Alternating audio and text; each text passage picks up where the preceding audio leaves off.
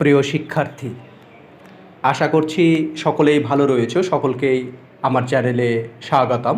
WB primary TET latest update নিয়ে আবারও একটি নতুন ভিডিও। প্রথম বিষয় একাডেমিক স্কোর নিয়ে গুরুত্বপূর্ণ আলোচনা।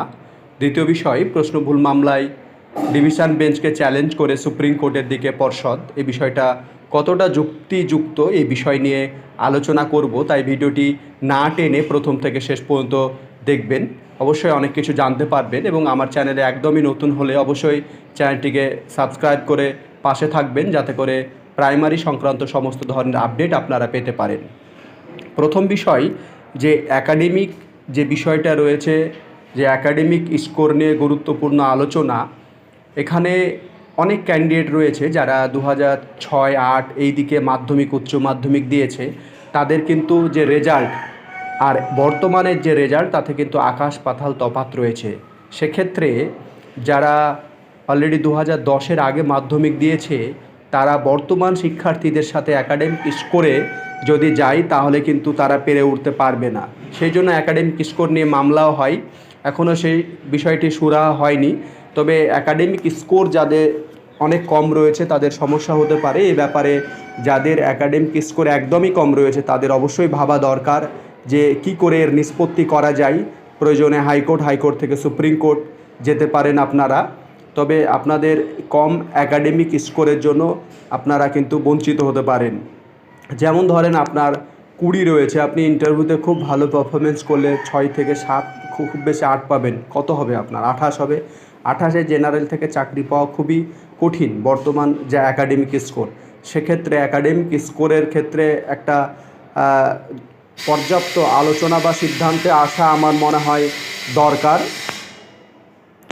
তো দেখা যাক এখন শেষ পর্যন্ত একাডেমিক স্কোর নিয়ে কি আলোচনা হচ্ছে। তবে আমার মনে হয় যে এই বিষয়টা নিয়ে পর্ষদকে অবশ্যই ভাবা দরকার রয়েছে, কেননা সবার একাডেমিক স্কোর একই নয়। এই বিষয়ে দুটো ক্যাটাগরিতে ভাগ করা যেতে পারে, তাহলে এই বিষয়ের নিষ্পত্তি করা যাবে এরকমটা আশঙ্কা রয়েছে বা অনেক বিশেষজ্ঞের মতামত।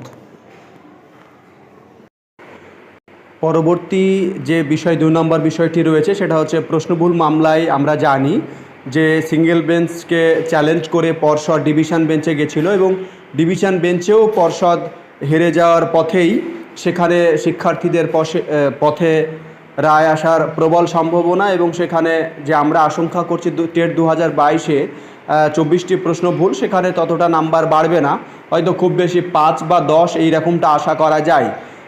এখানে পর্ষদের দুর্বলতা আছে। আমরা দেখি অনেকে অনেক রকম কথা বলছে। আমরা দেখেছি যে সিটেটে কি হয়, যে অনেক ক্ষেত্রে যে অ্যান্সারগুলো এমনভাবে দেওয়া থাকে সেই রকমই দেখাচ্ছে। আমাদের ওয়েস্ট বেঙ্গলের যে প্রশ্ন, সেই প্রশ্নে অনেক ত্রুটি বিচ্যুতি রয়েছে আমরা দেখেছি এবং যে প্রশ্নগুলো নিয়ে অলরেডি কেস হয়েছে সেই প্রশ্ন পিডিএফও আমার কাছে রয়েছে, কারো প্রয়োজন থাকলে অবশ্যই আমার কাছে চেয়ে নেবেন।